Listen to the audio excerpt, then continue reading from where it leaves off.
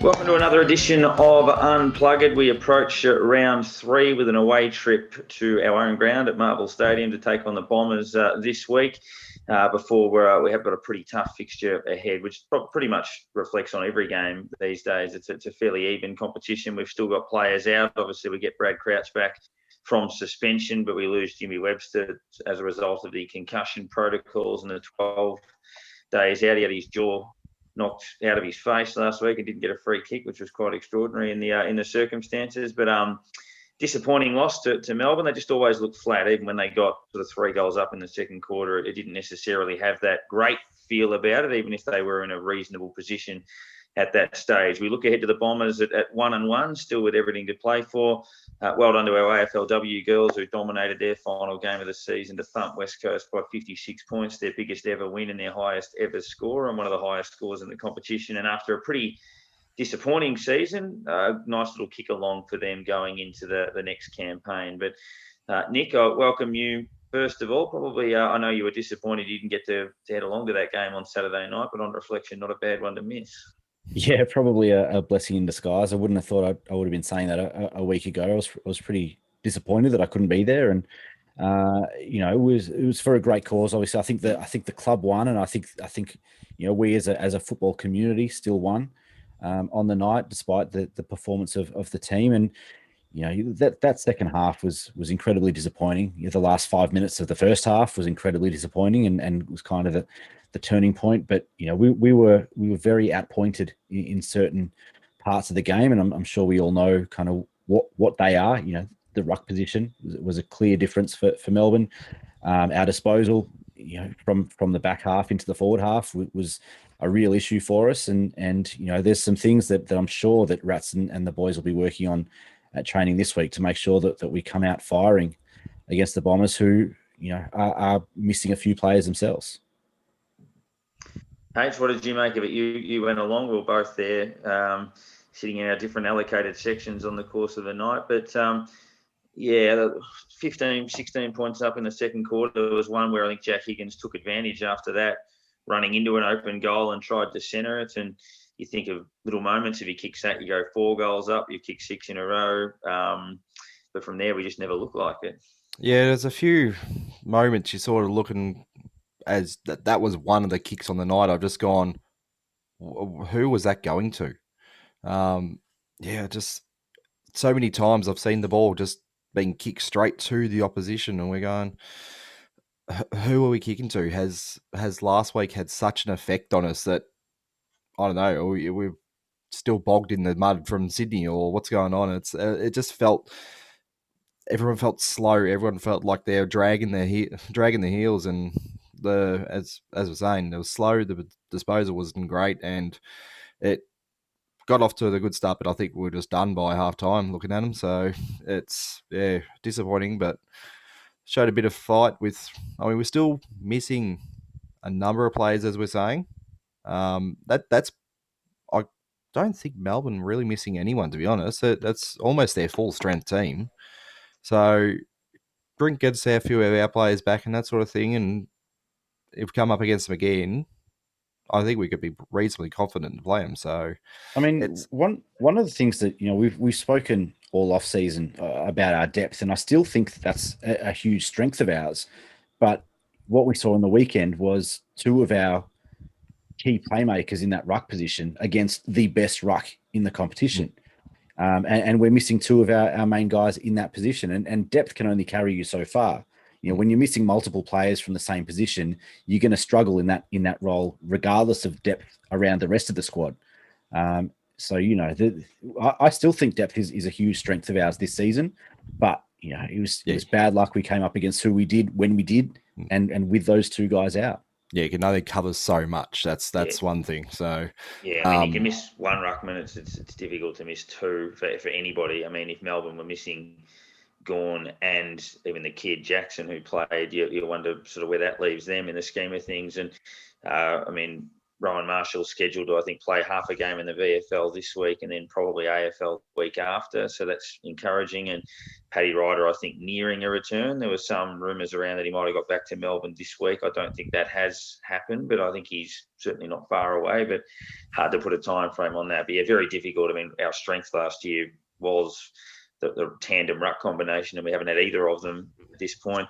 If you look at the clearance numbers on Saturday night, they didn't read that badly, but the way that Melbourne cleared the ball, the clean nature of their takeaways compared to ours, they would, if they want to send a clearance, to go straight down Oliver's throat, and they'd rip it out of the middle, and it would be one touch mark inside 50, whereas for us it would be, he'd hit the deck, we'd have to handball it 3 times, and then Gresham would snap it out of the pack under pressure. And it felt like we were up against it. And our ball use was really poor. It was sort of shades of 2018, 2019 going inside 50. And Brad Hill, who's pound for pound probably the most skillful player in the team, some of his ball use was quite poor. And even at crucial moments, we kicked 2 in a row in the third quarter to get within 9 points, and Zach Jones took a mark 45 metres out, gave it off to Brad Hill, who didn't make the distance. He then missed Membry on a lead inside 50 a minute or so later, and that's not putting it all on him, because it was the same for a lot of players. Ben Long took an intercept mark in the third quarter and then kicked it straight across goal to Pickett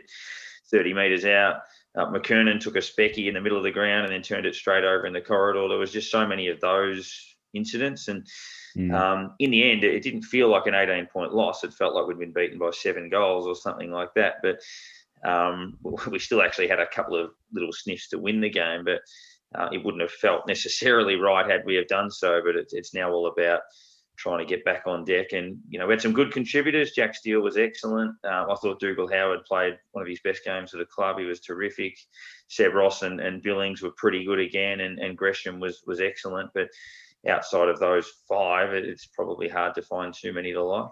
Yeah, not often. Stats don't always tell the full story, and you look at the match stats, and like you said, that they're not all that far apart. I think they had 30 more possessions than we did across the game. A few more kicks, a few more handballs.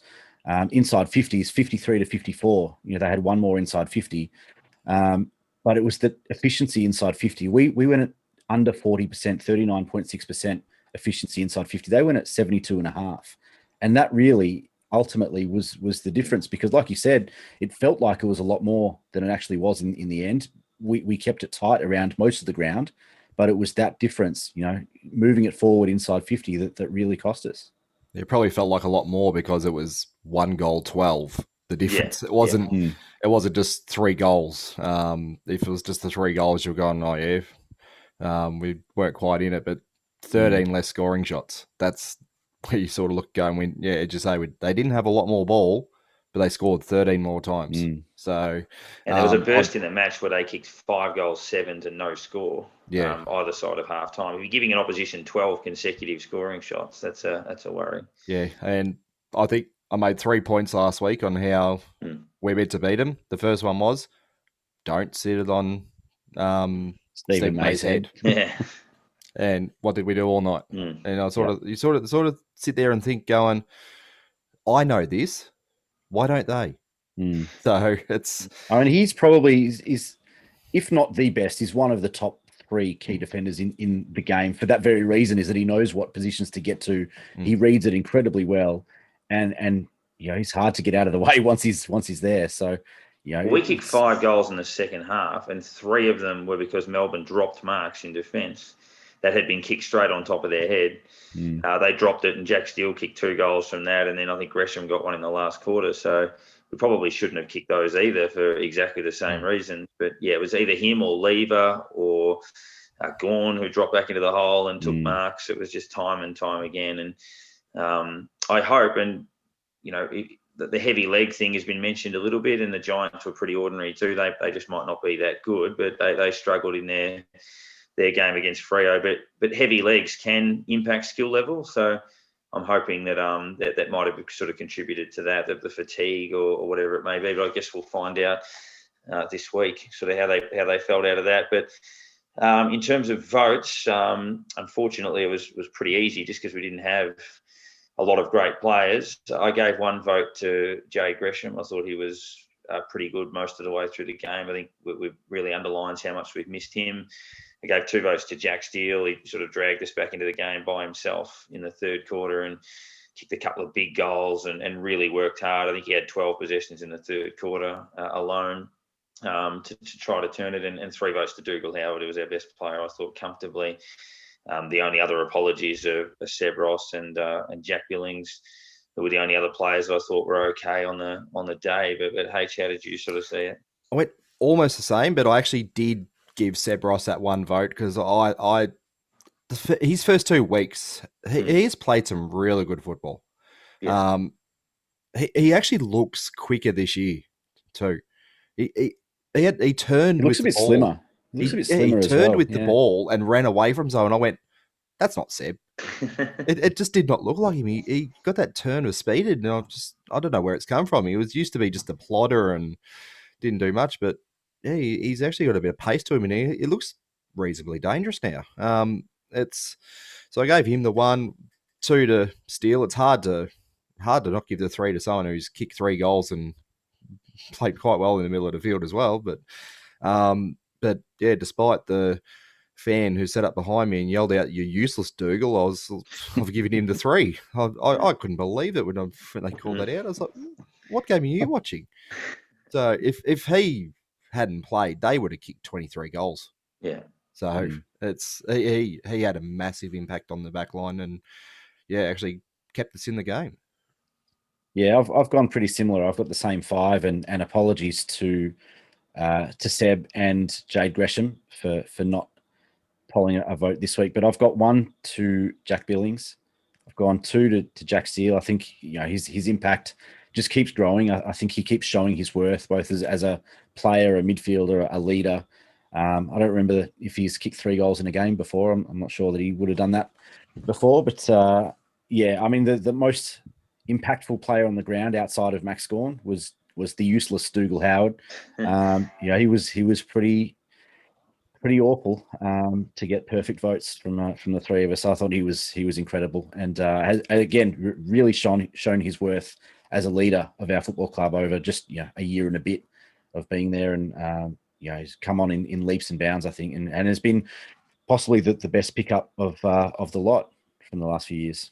It's very rare that the guy playing fullback is your leading possession getter on the ground, but he had 29 possessions, 23 of them kicks, and I think that the penetration in his kicking is good, the intercept marking. Probably one other. I thought Cal Wilkie might get an apology. He was okay. But probably to say that only those 5, I thought he was one that was okay, and Sinclair in his 100th game wasn't terrible, and Membry, I think, maybe a pass. Yeah, Dougal Howard is nearly the most complete defender, the most complete defensive player in the AFL. His one-on-one contested work as a fullback, on the last line of defence, his intercept marking, the way that he reads the play, the way that he directs traffic from fullback and halfback when he's got the ball, and his drive. Once he's got the ball, his disposal is very good. He really drives it long and hard, and really, directs the rest of the team and the midfield group. And I'm not sure that there's anyone who does all of those things as well as he does at the moment. If we are going to encapsulate the passion around our club, our next guest would have forgotten more about St Kilda than any of us would have ever known. Historically, he's written some wonderful publications. We've given a few away on this program. He is a St Kilda historian, and he's a name that you will all be very, very familiar with. That is Russell Holmesby. Back from Fletcher it comes again.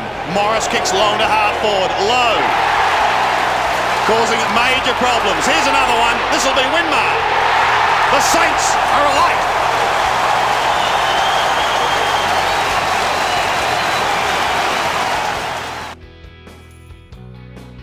Well, our next special guest on Unplugged is one of the most famous St Kilda supporters, a club historian, and the man you turn to if you want to know anything about the history of the club, but also for views on where we're at currently in 2021 as we look to build on the success of last season. I speak of Russell Holmesby, author of many a fine St Kilda book. We've given a couple away as part of prizes on this very podcast over the last couple of years. But Russell, nice to have you with us as we have a little bit more of a normal look at a football season after all of the trials and tribulations of 2020. Thanks, Darren. So it's good to be back at the footy again, isn't it? Just you don't realise, well, you do realise how much you missed it, but when you get back there, you think, gee, that was just a lost year last year, wasn't it? It certainly was a lost year. Russell, how long have you been supporting St Kilda, and what's your first memory of the Saints? I first went to a St Kilda game in 1960, and it was early 1960, so I was 6 years old. I had just turned 6, as I figured out later, but I mean, I didn't sort of know what day it was special or anything, but it was the first actual Anzac Day game. There was two Anzac Day games that day, and that was the first time they'd played VFL games on Anzac Day.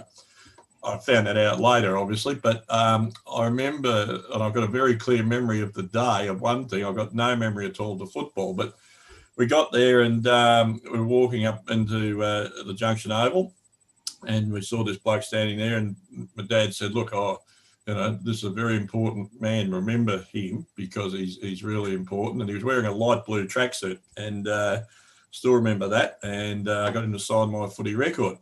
And it was Herb Elliott, who a couple of months later, of course, won gold in Rome. And I've still got that footy record, but you wouldn't believe it, I haven't got the middle pages with Herb's autograph on it.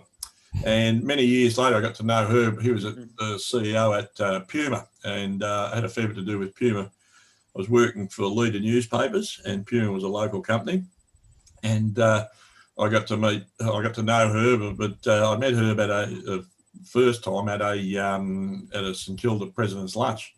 This is about, I'll be mid-80s, and I told him the story. I said, look, I've still got the footy record. I haven't got your signature, so I'll fix that up now. And he signed my footy record from 1985 or 86, whatever it was. So and I got to know him quite well in the end, because we did a lot of promotional stuff with the local newspaper and with Herb, with a great man. And another guy who was there with Herb, he was a guy named John Forbes, who you may have read passed away a couple of weeks ago. And Forbesy was the national marketing manager for Puma, and a great man, and who so many football people and all sports people knew him. And one of those guys who, someone said, I think it's a Paul Trimboli quote, that he was the most famous, unfamous person of all, because everyone knew him. And Forbes was a great man. And and that was my first experience of the footy. I probably went to a few games in 1960, in that first year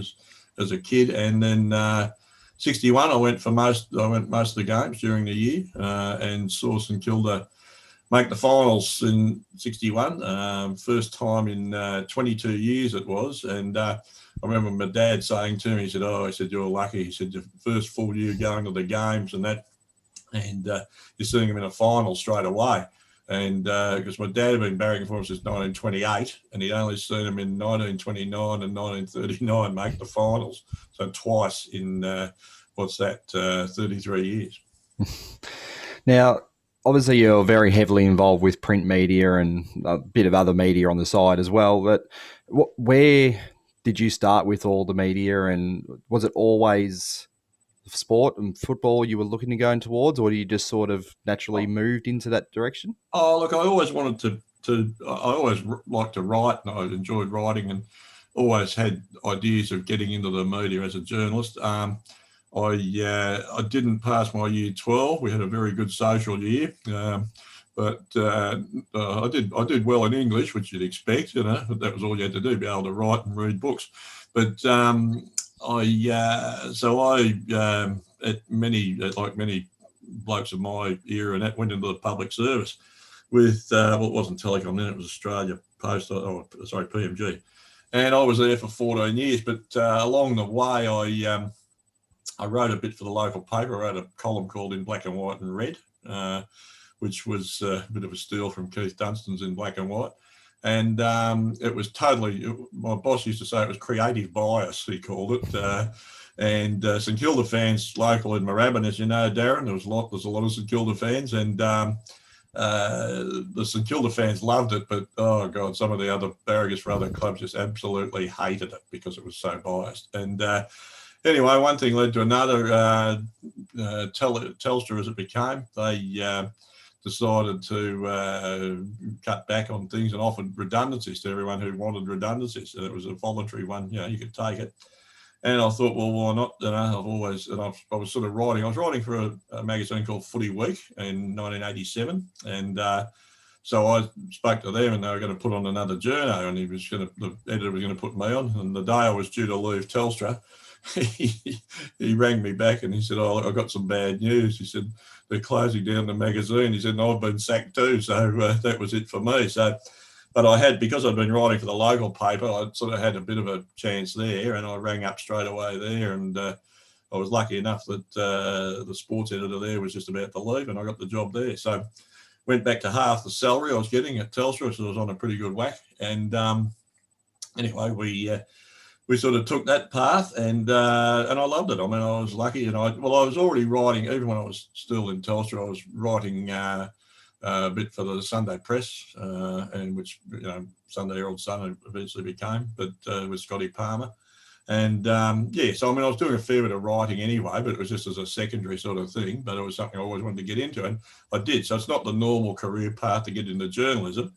And probably you couldn't do it these days because you'd have to have your year 12 and all that sort of thing. But I was very lucky, and got the breaks to get in. And I suppose, well, you don't stay there unless you do it properly. So I must have been doing it properly for a fair while. So from 87 up to a couple of years ago, what's that make it? Almost 30 years, or around about 30 years. I was working. I worked for Leader, and then I went to Inside Football. Bruce Eva was editor at that stage. I was deputy editor for 1 or 2 years. Beaver moved to radio, and I took over as editor from then for about 15 years. Yeah.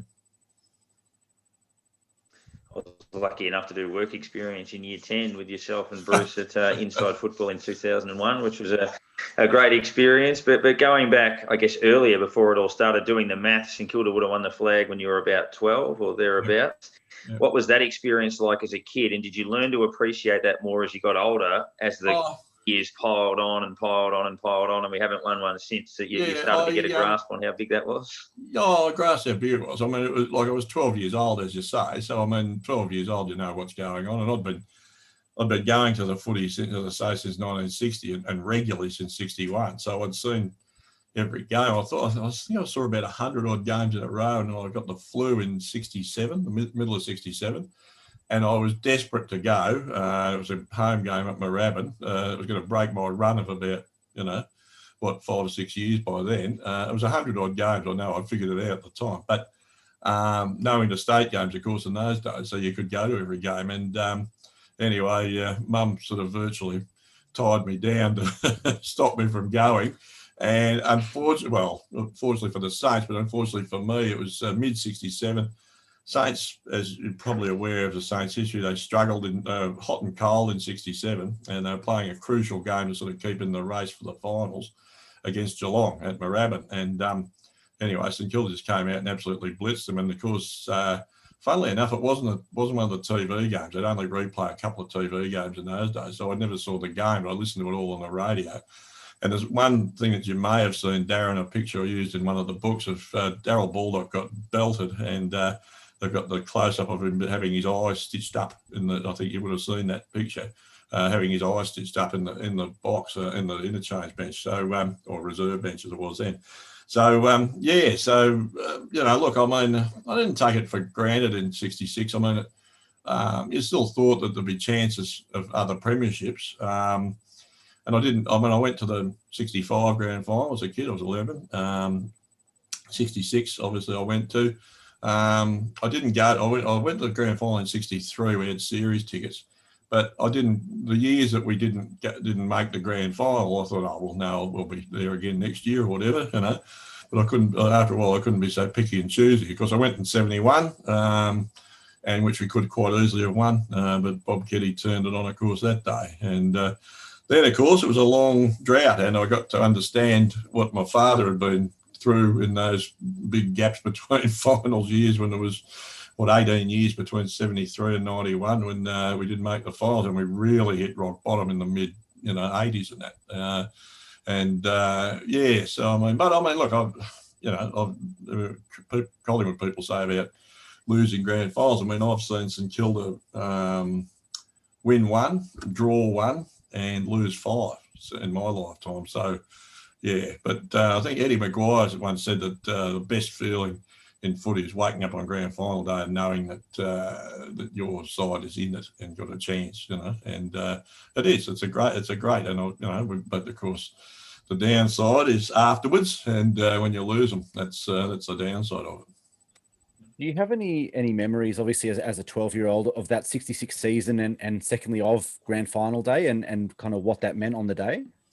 Well, 66, I mean, as you guys have noticed, St Kilda started off really well, won first 8 games. And I remember on the morning of the 9th game, they used to have a sort of preview show on Channel 7, and Bob Davis was one of the, commentators on that, and he said at that, he said, they could go through the whole season undefeated, like this, Bobby. So and I remember him saying that, and of course we got done that day.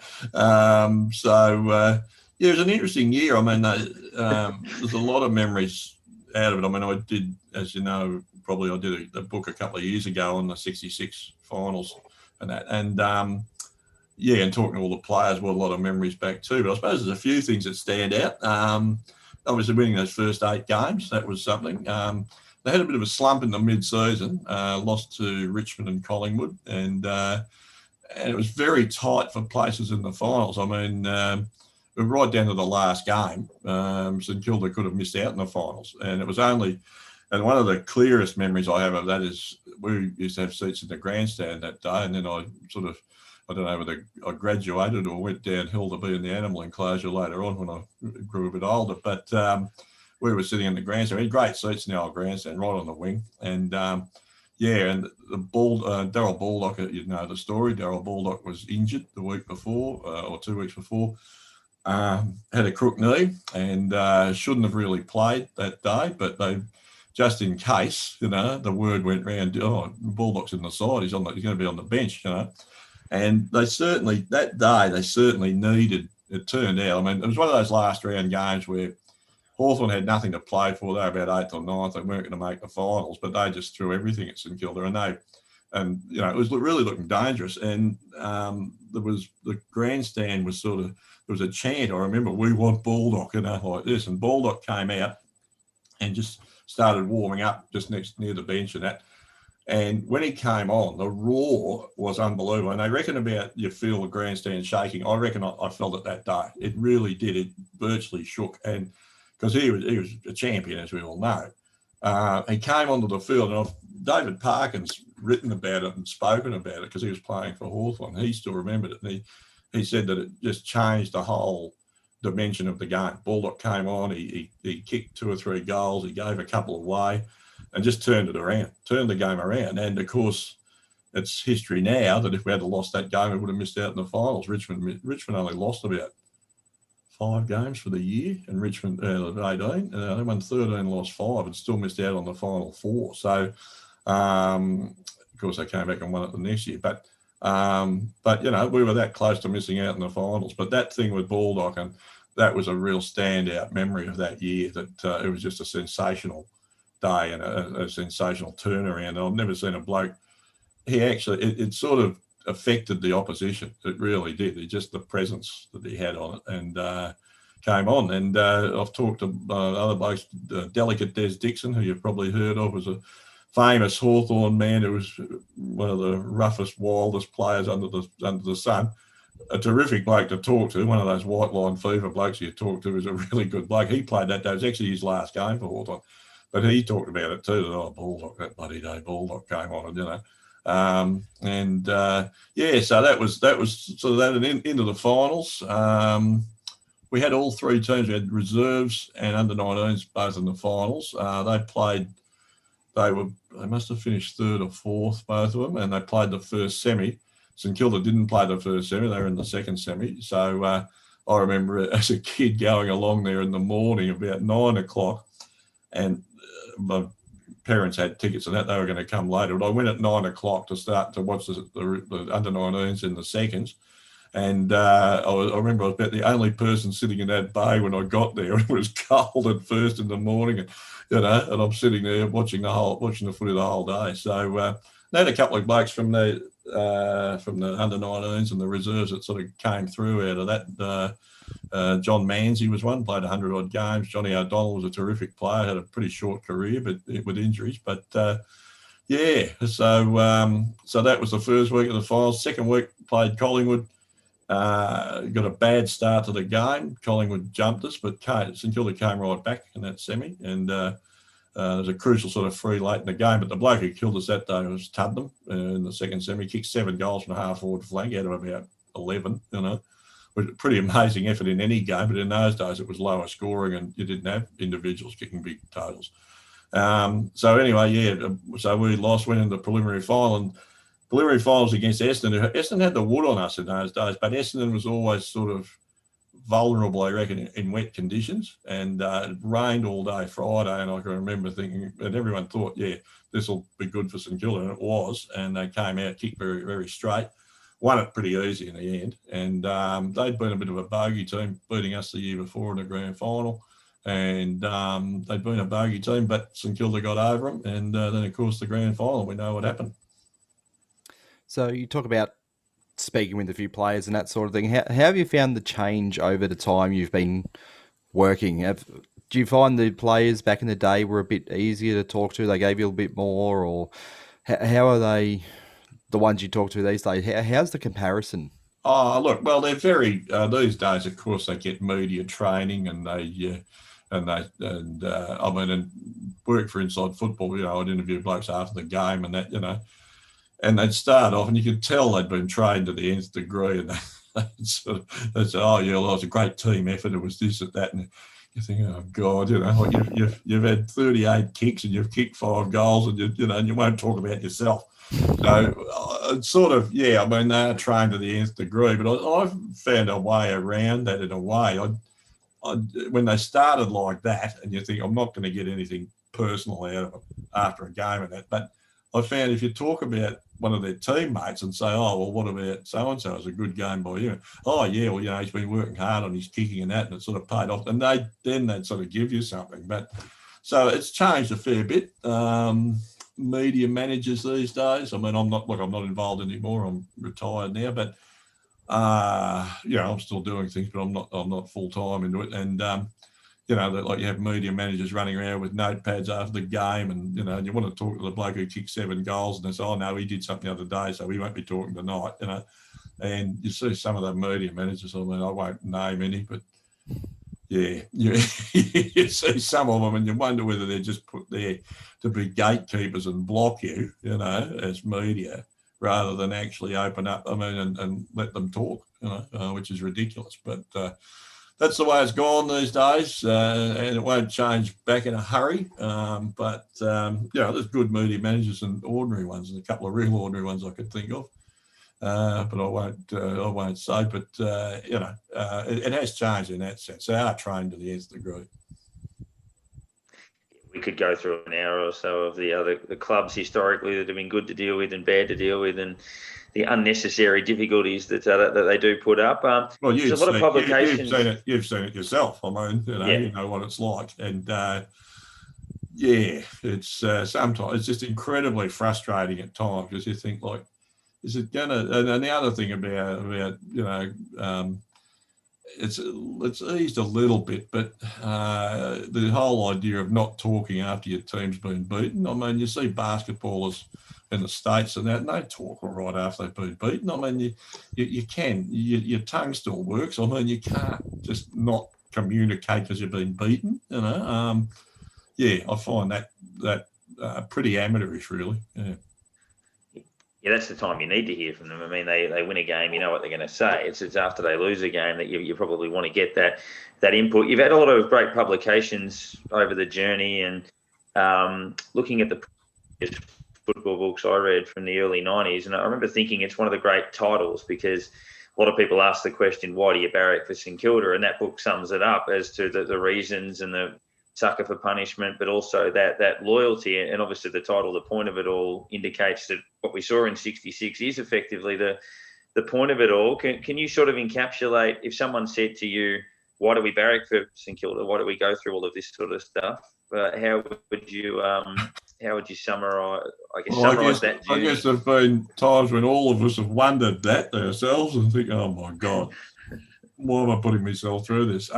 Incidentally, the point of it all, I can't claim credit for the title. That was by Sandy Breen. Sandy Breen, she's a great friend of Molly Meldrum. You'd probably know her, Darren, around the club and that. And she actually designed the cover of the point of it all and came up with the name. So it was a great name, and it's one that sticks in everyone's mind, I think, as a title for the book. The point of it, what is the point of it all? I don't know. I think we just stick. We stick to it no matter what. I mean, I'm always amused, and I wrote a book earlier this year on Fitzroy's last 20 years, and I said in the introduction to it that I remember Rowan Conley, who's a friend of mine. He's a good bloke, Rowan, but he's an Eston barracker, so what can you say? But he said to me once a few years back in the Eston, going to hit a simple sort of low point now, but they'd lost about 5 or 6 games in a row early in the year, and only had one win on the board or something, And Rowan, we went in the rooms after a game, and Rowan, he comes up and he says, "Oh, gee, I know what you've gone through now." I said, "No, you don't, Rowan. We've won one premiership in my time. You've won about 4. You've got no idea, just losing a few games in a row. You haven't seen the club almost go to the wall. And like Rowan had lost 5 or 6 in a row, and he thought the world had caved in.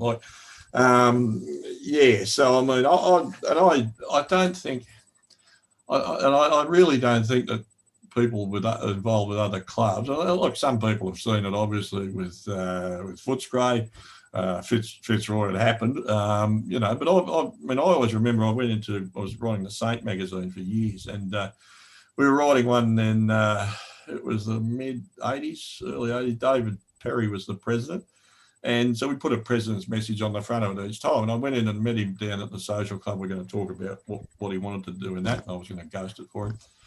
And I think it might have been around about a tin rattle time anyway, that he said, I said, how's it going, David? You had all the papers all there spread out. He said, he said, we don't make X amount of money in the next 3 weeks, we could fold this year.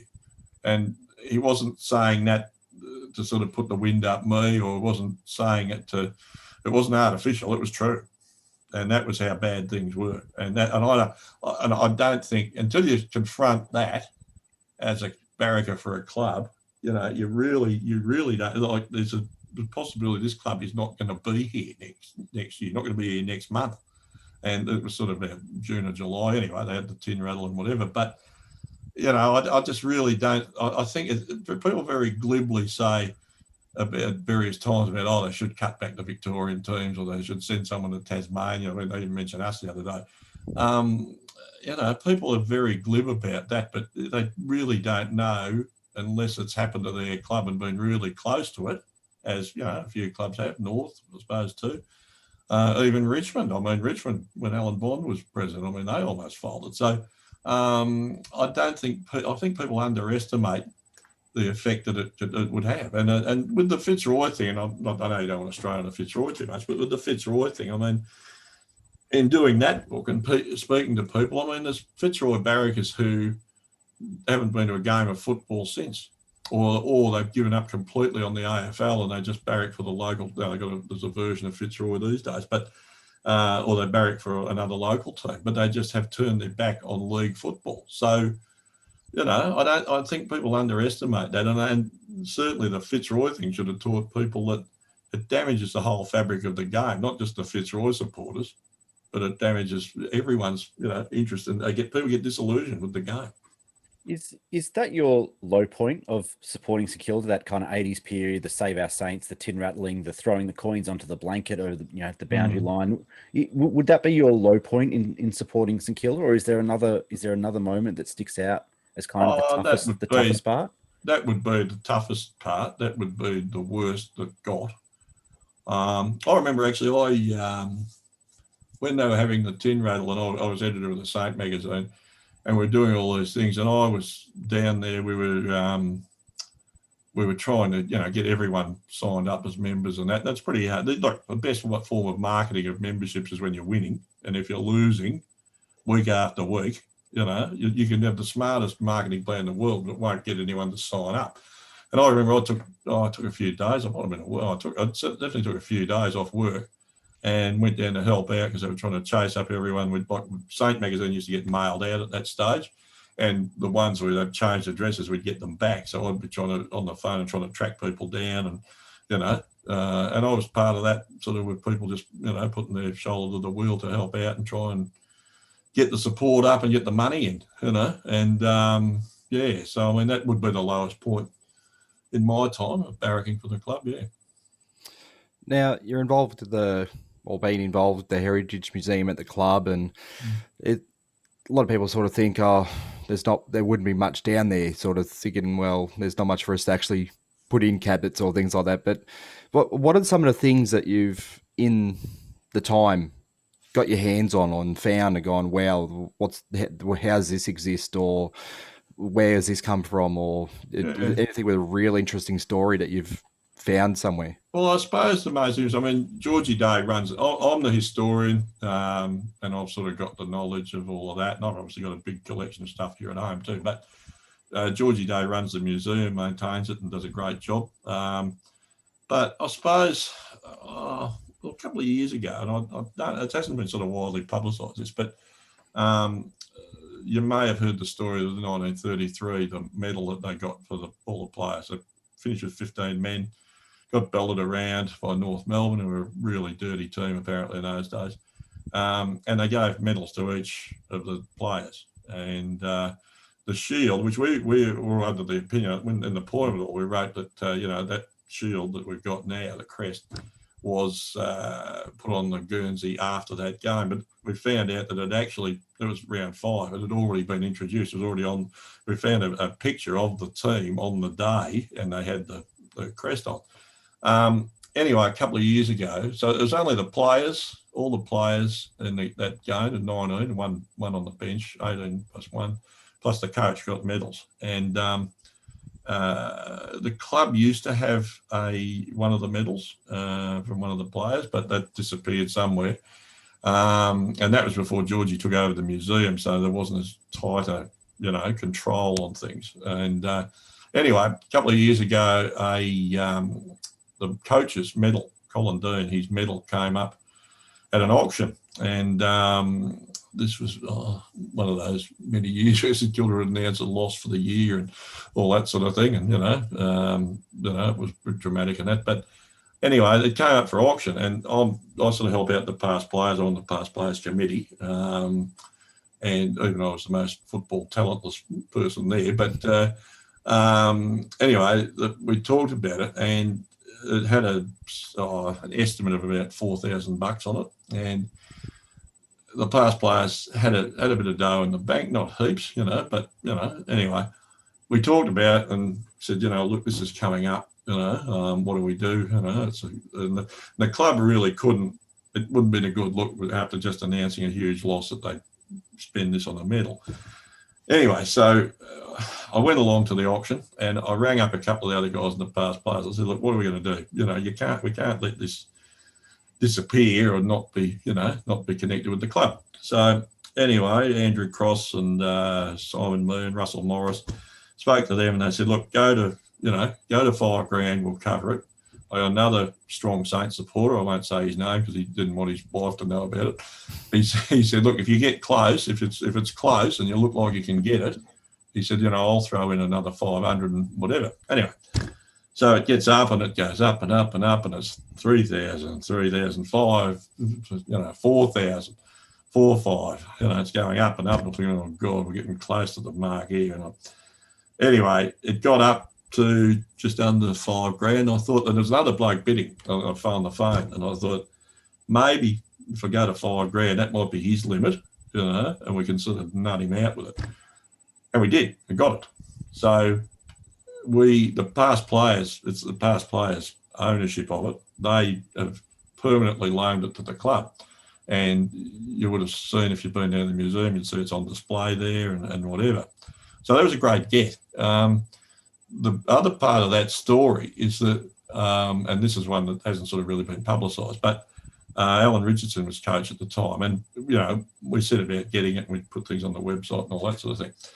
And he said, I want to talk to you about that anyway. And I said, yeah. Anyway, it was late in the year. Anyway, he said, look, when we sat down at a meeting, he said, I want to do something for the current players based on that medal and on the values of the crest, as they call it. They want to do something based on those values of the agreed sort of mission statement, I suppose, if you have for the year, that the players come up with. And he said, what I want to do is award one each week at a reproduction, but the front of it will be the same as the original medal, but the back will be for each round, representing who represented the values most of the team. And so the players loved it.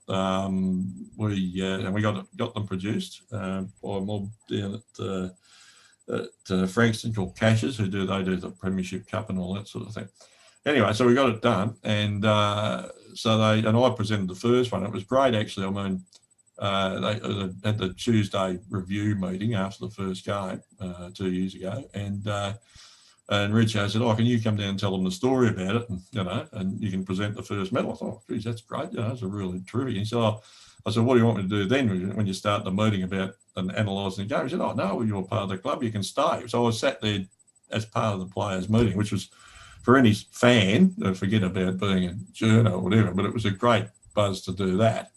And they've awarded those medals ever since. Rats came on as coach. He liked the idea too. And they awarded those medals again last year. And it was a bit awkward because they'd have to get them engraved down here and they'd post them up because they weren't in Melbourne, of course.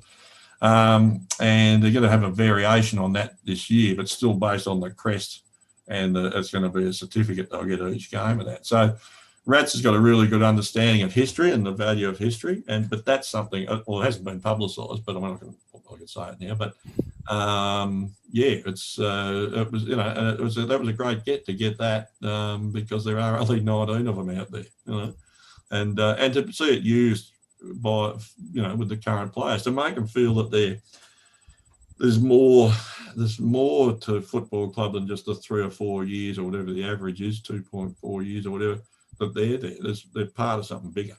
And that's what both Richo, who started, and Rats, who carried it on, and they both personally paid for the medals to be produced, which is pretty amazing. It's a great footy story. I mean, for a lot of people probably wouldn't know it. Certainly a lot of neutrals wouldn't know the origin of all of that sort of stuff, which is wonderful. I guess last one from me, fast forwarding to modern times. Obviously, we came off a very promising 2020. We had a good win undermanned in round one in the wet against GWS. Had a disappointing game last week against a Melbourne side that looked all right, but we certainly appeared to be a bit flat. Tough fixture, winnable game, obviously, to come this week. What are your thoughts on where the group's at and your expectations on 2021?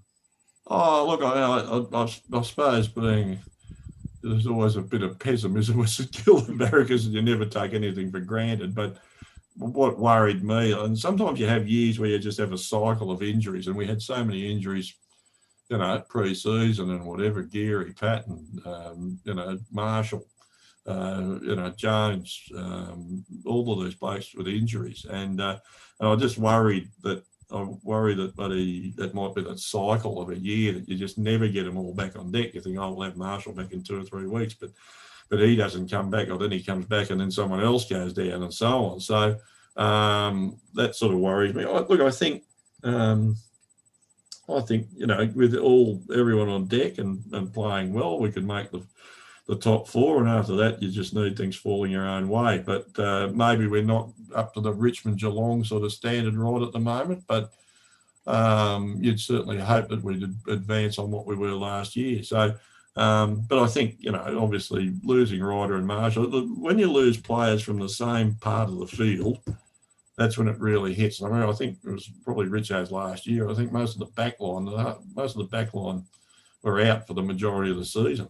And if you have injuries and that hit you in the one area, that's very hard to cover. You can bring some in to cover one bloke here and there and whatever, but not in the same part of the field. So, yeah, I mean, that's not a total, comprehensive answer, but that's where I think we're at the moment. We need to get those blokes back on deck. And certainly, I mean, Ryder with his tap work, makes a hell of a difference in the centre. And we've seen with the style of play so far this season, if you can get the ball out of the centre quickly, you're halfway there. But, and of course, the other night against Melbourne, we didn't. And, and Gawn sort of had his...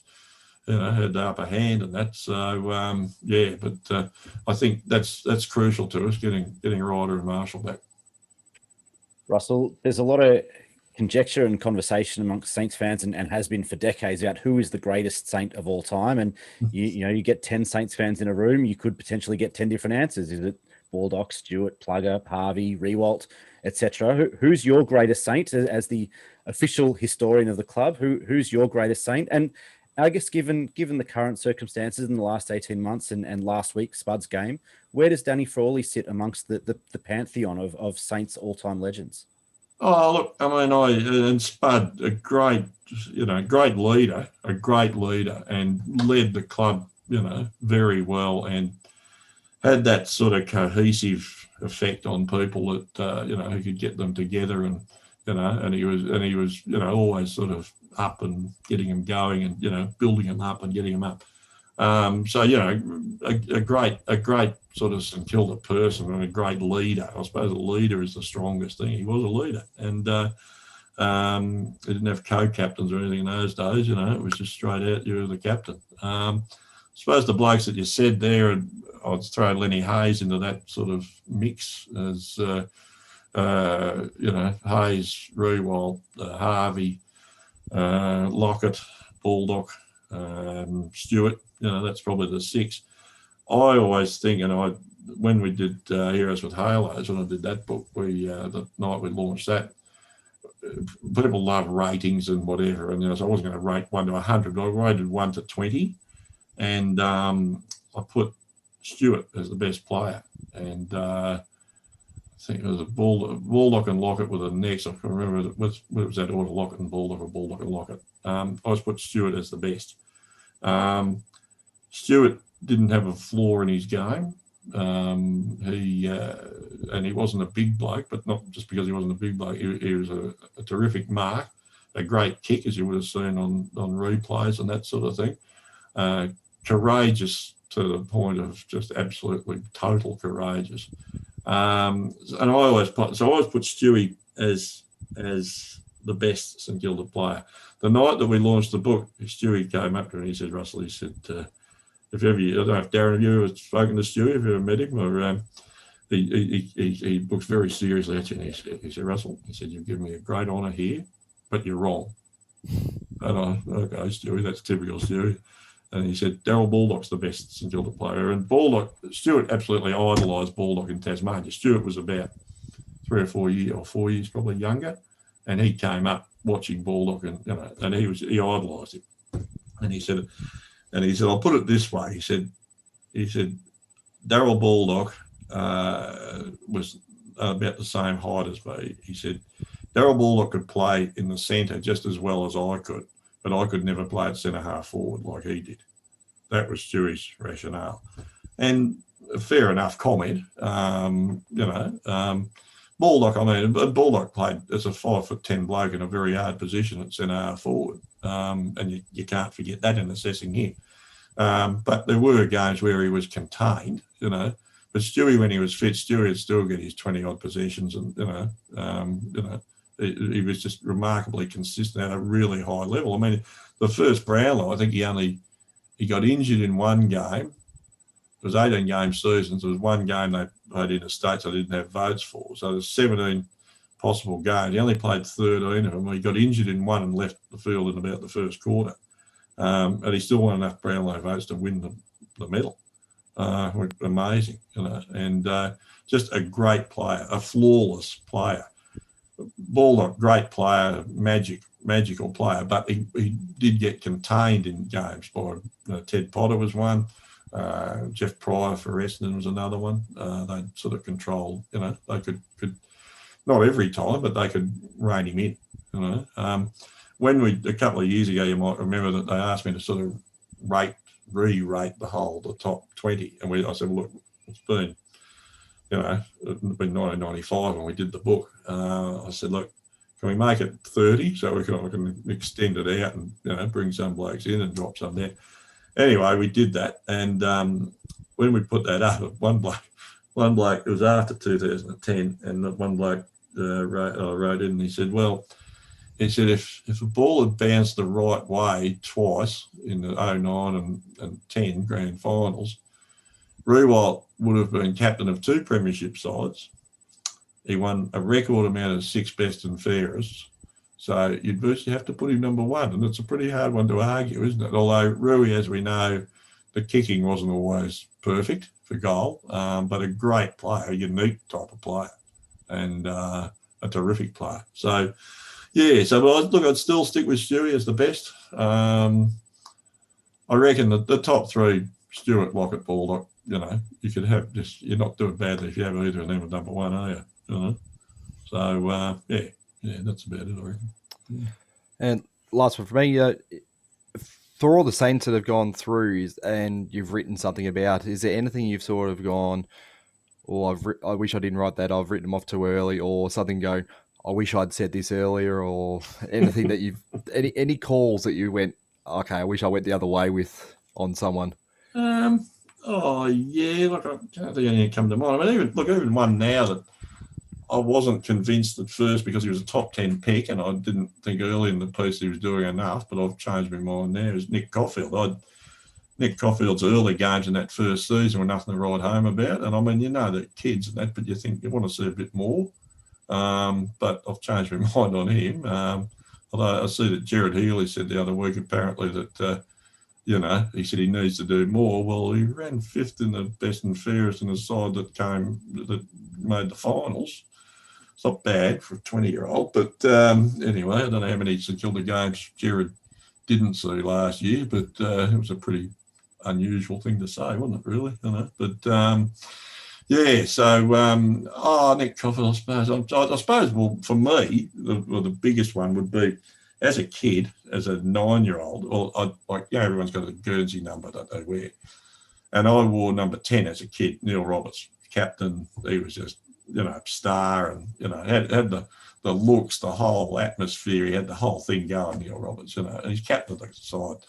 He's my favourite player. And anyway, the next year in '63, the start of the season, they used to have the last practice game would be an intra-club one. Didn't play other clubs in practice games in those days, but they had the probables versus the possibles. And in the St Kilda Guernsey side, there was a number 10 running around there. And in that practice match, and we were watching the practice match, and I'm thinking as a 9-year-old with a deep insight to the game, I thought, I don't know about this bloke. I might get another number on me back, you know. But the next week he came out and he was Carl Dittrich, and he thrashed Barassi. Barassi was the number 1 player, not the most talented, but the leader, and he'd been in premiership after premiership with Melbourne. And Dittrich has run rings around him, and he's got the blonde hair, and he's taking the big marks, and he's doing everything. So I was wrong with that one, and I certainly kept number 10 as my favourite Guernsey, because from that moment, yeah, look, he was great. And the thing with Carl, and I suppose it's to a certain extent the same with Lockett, that he didn't accept that St Kilda was a struggling team at any stage, or he just stood up no matter what. And, you know, all that stuff that people say about St Kilda, and, you know, they're their second favourite team, you know, when we made the finals, the grand finals and that, you know. I don't think that. I don't agree with that. It may be my sceptical nature, but I think people at clubs like Essendon, Collingwood, Carlton think that St Kilda has their place in the pecking order, and it's down the bottom. I don't think they feel, oh, something's wrong here. St Kilda's up high, you know. And I know that sounds like a sort of negative attitude, but I believe that. I reckon that, you know, St Kilda, stay down, stay in your place, you know. Lockett and Dittrich never accepted that sort of philosophy. They just stood up, and they gave it back, you know, and probably crossed the line with a few things at times. But Both of them. I remember actually when we launched the point of it all, we had some highlights of Dittrich up there on the screen, and Plugger was looking at it and said, "Geez, you got away with a bit in those days, didn't you?" Like, yeah, Plugger obviously thinking you'd get suspended straight away, but yeah. So I mean, that whole attitude, they just never sort of knuckled under, and that's what we like as fans, isn't it? When it comes down to it, that's what we like.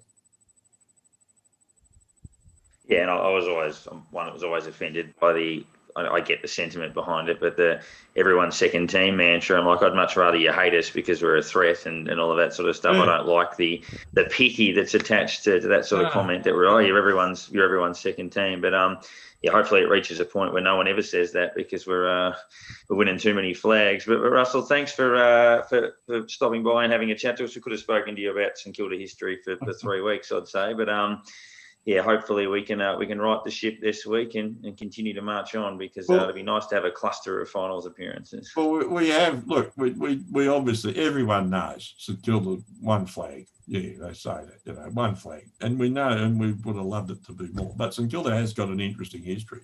It is an interesting history. And it's, I suppose it's resilience more than anything else that, that comes through right across the board through the history. And, yeah, so and you're right. It'd be nice. I don't want everyone else to think we're their second favourite team. I'd rather they hate us because we're winning premiership after premiership. I'll tell you one last thing, and I hope I'm not taking up too much time. But when I was a kid and 1961 started going all the time, and I told someone this story again the other day that Hawthorn hadn't won a premiership at that stage, before 1961. And St Kilda obviously hadn't won one either. And Hawthorn was, looking like they were sort of coming good. They were, Anyway, St Kilda played them early in the year at the Junction. At the Junction Oval, the public toilets were right behind the visitors' rooms. And I can remember, when the girls had done it at half time, Dad took me in there. I can remember everyone was totally silent because the rooms, the visitors' rooms, you could hear the coach, and it was John Kennedy, and they were behind, and he just roared at them, and everyone in the toilet was just totally silent, listening to the Hawthorn coach going off his brain. Okay, Hawthorn went on. We know they won the premiership that year, 61, their first premiership. So what are they up to now? 12, I think. 13, I think. 13, yeah. I mean, you think the fork in the road. I mean, that was, and for the other clubs like the Essendons and the Carltons of the world and that, and say, oh, they're the power clubs and that. For me, during my lifetime, of my football lifetime, Hawthorn is just that far clear as being the most successful team. How many premierships have the others won in that time? What, Carlton's won, 4, I suppose. Essendon 5, No one's come near their 12. No one. So they're the power side, not these blowhards that sort of carry on about them being the power side, because they're not the side that's been the dominant side in my lifetime. Spot on. Yeah. Hope it's been interesting. So yeah, absolutely. But yeah, hopefully in 50 years' time, people say the same thing about us. But Russell, thank you very much, and hopefully we'll see you at Marvel Stadium or the MCG soon. No worries. Good on you, boys. Thanks for that.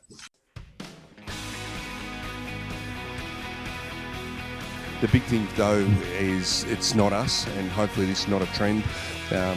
We've got the Bombers next week. We need to bounce back, and that's going to be important. But, to everyone out there, thanks for coming tonight, and sorry about the result. It's disappointing, frustrating, and, I think everybody was frustrated, even the players on the bench and that as well, in things that we've done so well for, probably 12 months now. We just really let ourselves down. So hopefully you don't see that moving forward. We look ahead to the Bombers game this week. We get a player back and lose another. Russell sort of half alluded to that a little bit in the chat, that we get Brad Crouch back from suspension, but we lose Jimmy Webster to the concussion protocols. It's a 12-day ruling, so lucky not to break his jaw. So that was one thing that's positive that came out of that. But he'll miss the Essendon game and then be available for the West Coast game, provided he passes the necessary tests that come with that. We'll miss him a little bit because obviously Essendon have got Anthony McDonald, Tip and Woody forward, and Jake Stringer will probably play. So those medium-ish forwards that he would have been an option for, given that Patton and Geary are still out of the side. So that does hurt us a little bit, puts a bit of pressure on Caulfield and Long and likes of Highmore and these sorts of players to get those things right. The Bombers missing a few players. Certainly their injury list would be similar to ours, with Dylan Shield and Jai Caldwell and Sam Draper going down in that Port Adelaide game and out for a long period of time. They're still missing Michael Hurley, David Zaharakis, Patrick Ambrose, and Dyson Heppel's got a fitness test on his back as well. So I think they're declaring him 50-50. So we'll probably find out at least 24 hours before, so Friday night, and then maybe even an hour before the game. So we come up with a side that's got a very similar injury list to us, and an area where they might have got us in the ruck, that they'll lose Draper, which does help a little bit. So, look, by rights, we should play the ground quite well. We generally do. We didn't last week. But hopefully that can be attributed somewhat to heavy legs or just a bad day. Everybody is entitled to that, and they can be forgiven, provided you respond. So, given the difficulties of our fixture, that the consequences of losing to Essendon would be enormous. So we have to find a way to get through this game. It doesn't matter how. The Bombers are under the pump a little bit. I read that they've never been 0-3 in their history. So hopefully that happens this week, and we can inflict that on them. But Nick, I guess your thoughts on it. We should, by rights, be too good. But the Bombers always give me the shits. They've had a habit of beating us at inopportune times in our history. So hopefully this isn't one of them. Yeah, well, I mean, you guys are probably the same, but I grew up losing to Essendon 2 times a year, and you normally buy 10 or more goals every time. Yeah. So, I love beating the Bombers. They might be my most hated team. Not sure. There's a few of them: Carlton, Collingwood, Adelaide, Geelong. There's a few. But yeah, look, I mean, you're right. By rights, we should beat them, and we should beat them when they're at full strength and we're at full strength. By rights, we are a better football team than they are. I think we play better football. I think we're better coached.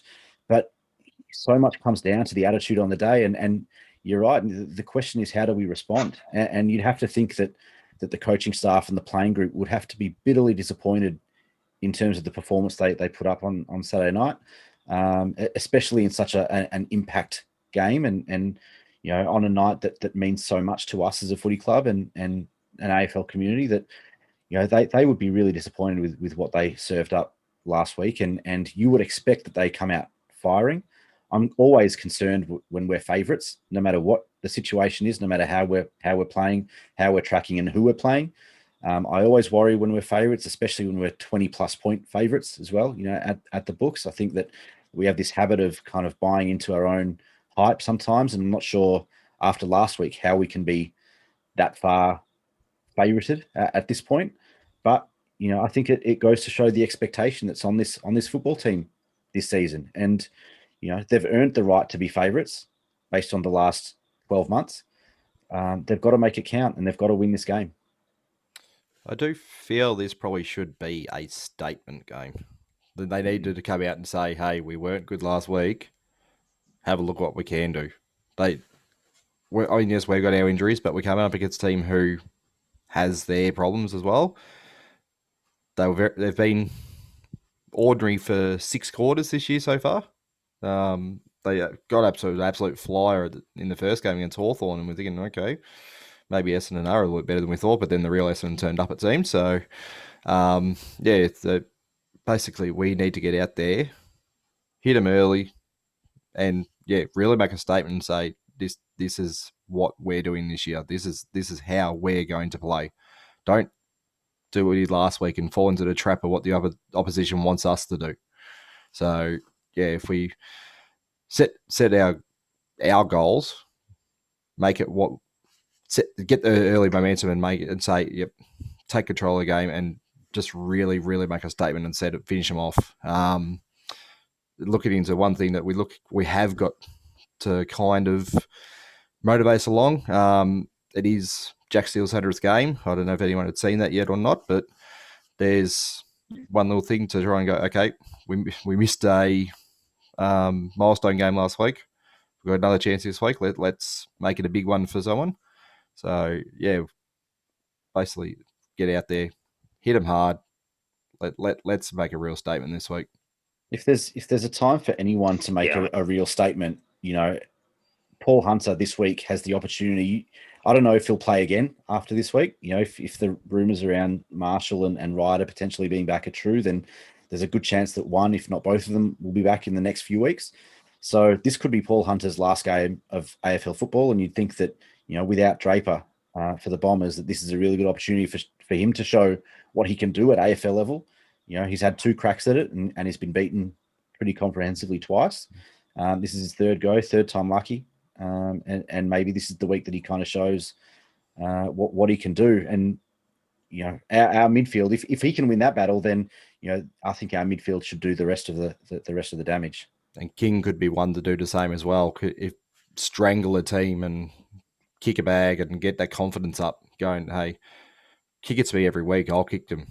So if he can finally. Yeah, well, Max King probably had his best game against Essendon last year, playing on Michael Hurley, who's not there. He kicked 3 at the Gabba and probably should have kicked 6 in that game. So hopefully he can capitalise. Looked pretty good early last week against Melbourne, was moving well, took some nice marks and kicked a couple early. But we really need a lift out of our small forwards. Butler, Higgins and Loney had no impact on the game against Melbourne whatsoever. Higgins kicked one very late, but the game was over by that stage. They kicked 5 or 6 between them against the Giants. So we really need that sort of output out of them if we are to get a result. But fingers crossed it does happen. I guess a comment on the AFLW season as well. It was, I think, pretty disappointing. It showed a bit of promise. It felt like a bit further away this year than we were 12 months ago, but that can happen with a young group. But a really good finish. They were outstanding on Sunday in thumping West Coast by the best part of 10 goals. And I know the Eagles are struggling a bit themselves, but hopefully that really does give them something and we can get some separation on the bottom sides like Richmond, West Coast, Gold Coast, Geelong,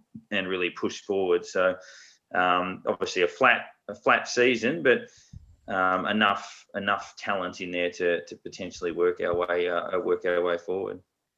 Yeah, I think they've shown enough. It was obviously a little bit disappointing. I think there was some high expectations and maybe we jumped the gun a little bit in terms of the expectations of the team based on, a couple of good games last year in the first year. But, Georgia Patricios has really stamped herself as a premier player in the competition. She's pretty much been best on ground in every game, even the ones that we've lost as well. She's been very, very good. Tyana Smith looks another gun at this level. And there's plenty of good players and they've just got to put it all together for 4 quarters consistently. And they're already hard to beat, but they're just not doing enough to win games at the moment. Obviously, that last game against the Eagles was very impressive, and hopefully that kind of shows and gives them the confidence to go into next year full of confidence. So, fingers crossed.